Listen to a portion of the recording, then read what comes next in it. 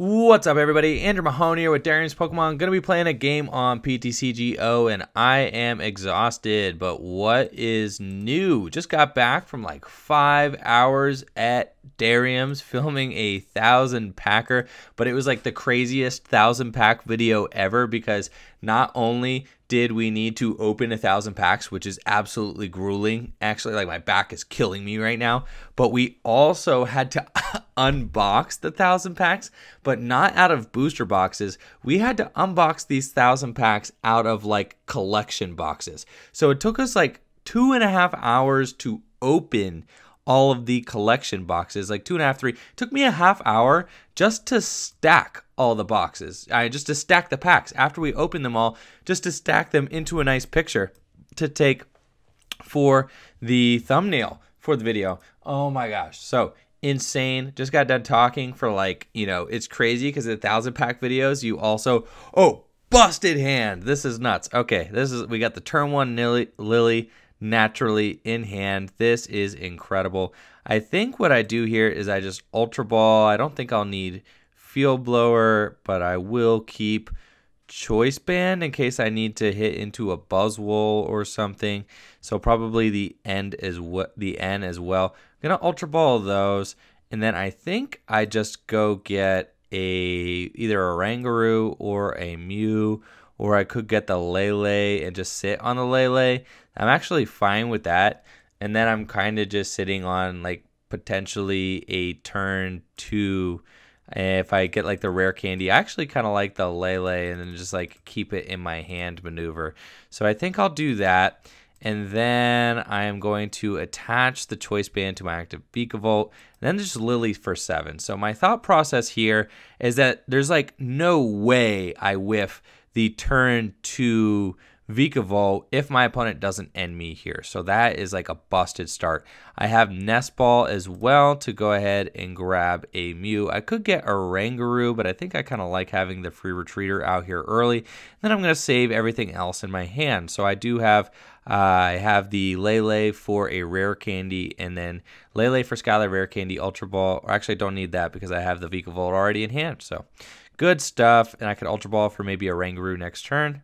Something like that. So we're going to pass it on over to my opponent, see what they got. This is Alex Hill's top 4 list from the Portland Regional Championships, by the way, if anybody is curious. He has been on tear lately, just doing some amazing stuff at the most recent regional championships. Now, we've got a pretty sweet opportunity here to potentially end the game, but we don't play any switch cards or float stones or anything like that. So now that my opponent has kind of shown that they have a desperation hand here, they just goose my Grubbin, attach an energy to Regirock, and pass. I could probably just play the slow game. So let's just do this. Let's just get this Lele here. Lele for a supporter. We're just going to set up very stably. I'm not worried about this Regirock here. I got nothing to be concerned about. So we're just going to go Lele for Skyla. Skyla for rare candy. Get that.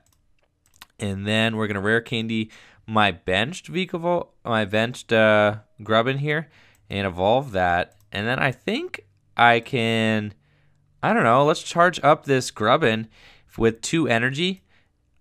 And then Ultra Ball for, I think I'm going to charge both of them onto Grubbin. And then I'm going to hit this Regirock for 100. Like, I don't know, why not? Let's try that. Choice Band here. Let's Ultra Ball away, Field Blower, and Ultra Ball. I'm going to get a Rangaroo as well. And then we're going to try to instruct, maybe get ourselves a real draw supporter. And we're going to crack this Regirock for like 100 damage. So there we go. We've got a Sycamore too. So I will attach this energy naturally to my Bulu. And then we're going to Vice Grip for 100 damage. So that is pretty cool. I am threatening game now if my opponent does not get a card to draw out of here. If they don't got it, then I am in the clear. And we've got this one in the bag. What can my opponent do? They've got another Guzma. Oh no, don't stall my Rangaroo. Not a Rangaroo. They do have a Rockruff, so I'm not ending the game quite yet. But they do look like they are on the ropes. I can, however, just make things really painful for my opponent by now Guzming. They had taken away my Guzma option earlier because they did not bench that Rockruff, so I had to just attach to the Grubbin to get it out of the active, but I am cool now, and I will just manually attach to my Bulu here and instruct for 2. I'm not exactly sure that I want to charge yet. I think I just want to save my energy in deck at this point. And we're just going to Nature's Judgment or Horn Attack. We'll just give him the little old poke with Horn Attack. Knock him out that way. Just decreases my odds of misclicking. I have misclicked on Nature's Judgment before and ended whole gameplays. So I will choose the Horn Attack if I can, just to avoid that embarrassing misclick. Now, does my opponent have a way out? We'll have to see. They have a Sycamore, so they must have just top decked that. They got the super odds, so they threw the Rockruff back into their deck, and apparently they didn't get anything good because they scooped her up and decided to give me the game. We'll just end up rolling this into one more game with this Bulu list, see if we could show it off a little bit better. I think that Bulu is poised really well in the current metagame. Obviously rough running into Espeon Garb decks in the finals or in the top 4 of that Portland Regional Championships. Espeon Garb, not a great matchup. Most Garb decks can be kind of rough for a ability deck like this. And I feel like it kind of has the same semi-weak matchup against those Buzz Garb decks too, just because you don't have any real aggressive way to get your field blowers. You do play 3, you do have Skyla, but still it's pretty easy to not see your field blowers with this deck. It's not like a Zoroark deck where you play field blower and then you trade a bunch of times and then you puzzle for them back. Oh my gosh, this is a busted hand as well. This is insane. Lily, best card in the deck. We've got a natural Lily start again, and we're going to get a mulligan draw from my opponent, and they're playing Greninja. They are going to quit so fast. Oh my goodness. I think we probably should just steamroll this deck. If we can set up with the quickness, we should be okay here. And judging by the consistency of this list and what I've seen so far, I feel pretty comfortable in our ability. Yep, I'm going to say yes to 2. Oh my gosh, you could not ask for a more beautiful starting hand. Don't end me. Do not end me. Just you ain't got an end. Not like that. No, don't do it. Don't do it. You ain't got it. No, no, no, that hand was beautiful. 2 Ultra Ball, 2 Nest Ball, and a Lily all in my opening hand. It does not get better than that. This hand is definitely much less exciting, but it is still fine. I can Nest Ball for another Grubbin, though I don't think we necessarily need one. I could Nest Ball for a Mew. That feels kind of pointless. I feel like, well, let's see. We got an Ultra Ball for a Lele. I feel like, unfortunately, just to start drawing here.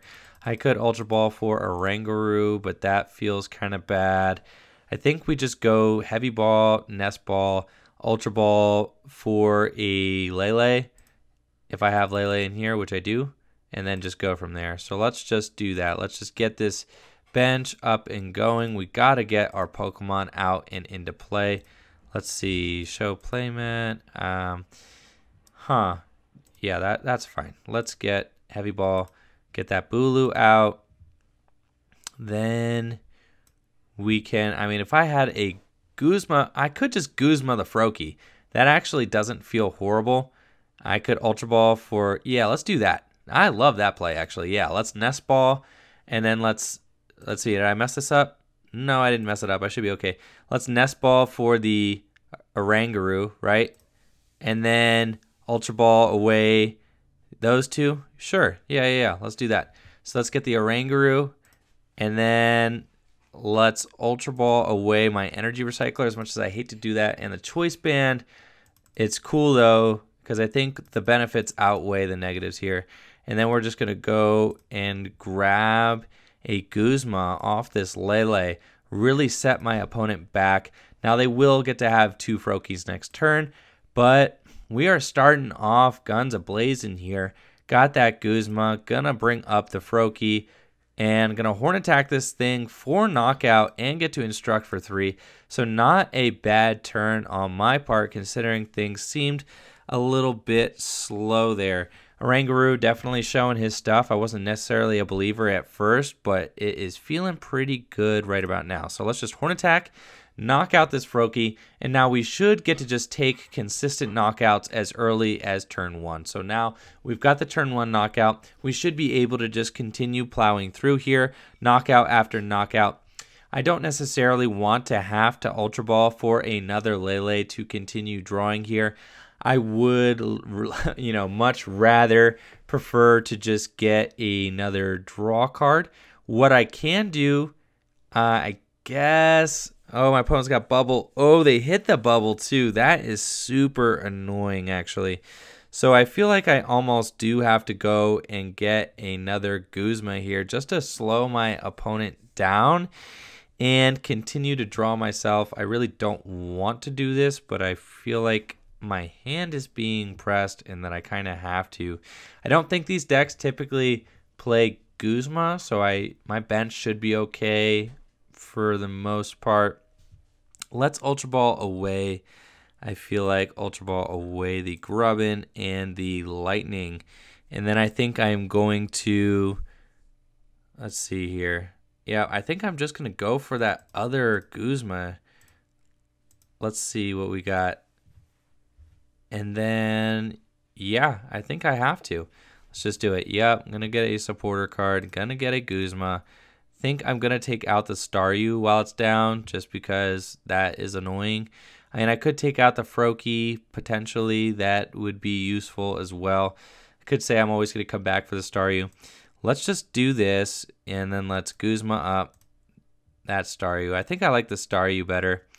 And then we're going to Instruct for 2 and see where we go from here. I kept the Ultra Ball in hand because you just don't know what you're going to end up drawing into off of that Instruct. And if you draw into a couple cards that you cannot thin out of your hand, then you're in a situation where you're dead drawing, Oranguru's not doing anything for you, and you're kind of stuck. But now you can see, especially since I do have the Skyla in my hand already, I can Skyla for Rare Candy, Ultra Ball away Cynthia, and whatever my top deck is, and we could just go in with the Vikavolt. Once I get that Vikavolt up, I could charge up both Tapu Bulus. I'm in a pretty good situation with both Tapu Bulus powered up, considering I'm going to get to use Tapu Wilderness GX to heal myself on one of these turns. My opponent is just way behind at this point.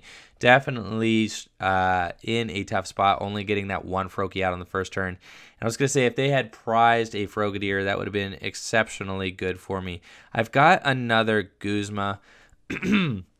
I could play the Guzma, but I feel like, oh my goodness, that would be my third Guzma too, which is my last one. I really don't want to Ultra Ball that card away.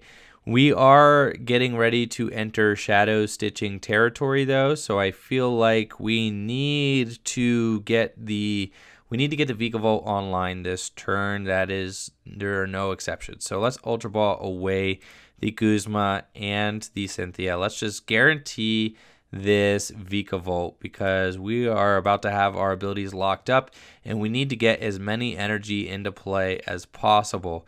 We're going to Skyla for the Rare Candy. So we have the Vikavolt Rare Candy combination.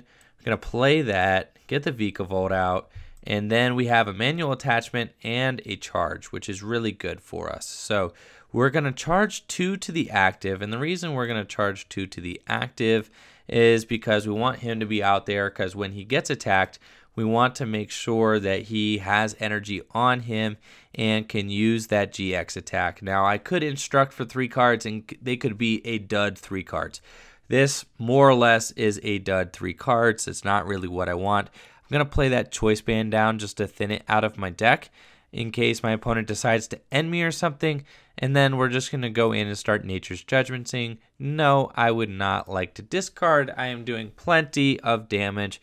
240 damage. I should be good to go in this game. I'm feeling pretty comfortable. My setup is pretty good. Definitely sturdy. But it is a little bit concerning that my opponent does have these 3 Frogadiers. If they get those all 3 into Greninjas, they Shadow Stitch me. Maybe they Shadow Stitch for like 70. Oh, this is bad too. They could go in and Tapu Storm me. However, I'm not really scared of Tapu Storm because that means that they are not Shadow Stitching. So this is actually a excellent thing for me. Like, this is bad for my opponent to do. They should not drop that Tapu Fini right now. There is no point in shuffling in that Tapu Bulu unless they are going to Guzma and Tapu Storm my Vikavolt. But even if they did that, they are just inviting a free knockout there. I have a replacement Bulu in my hand.